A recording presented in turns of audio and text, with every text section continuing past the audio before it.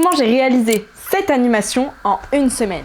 Première étape, le concept. Le brief c'était d'animer une expression française. Moi j'ai choisi décrocher la lune et ensuite j'ai réfléchi à l'histoire que je voulais amener pour illustrer. Ensuite la direction artistique, j'ai choisi de faire des dessins en noir et blanc avec une contrainte, réaliser les ombres. Le storyboard, c'est l'étape la plus importante. Ça permet de voir comment les plans vont s'enchaîner et comment tu vas raconter ton histoire. La création des personnages. Pour ça je me suis inspirée de ma sœur et moi quand on était petites. Un conseil crucial, c'est de faire des vêtements le plus minimaliste possible. À la base, je voulais faire ça et j'ai dû les changer en ça. Moins il y en a, mieux c'est. Ensuite, j'ai découpé l'animation scène par scène pour savoir ce que j'allais devoir dessiner et ce que j'allais devoir animer. J'ai dessiné chaque position clé pour ensuite les animer dans After Effects. Pour l'animation, il y a deux options en fonction du rendu que vous avez envie d'avoir. Pour un rendu image par image, vous avez Flip a Clip. C'est un logiciel qui permet de faire de l'animation image par image, donc vous dessinez chaque frame et ensuite mise à la suite ça fait l'animation. C'est un logiciel qui est gratuit. Moi j'ai utilisé After Effects parce que je voulais vraiment un rendu très fluide. J'ai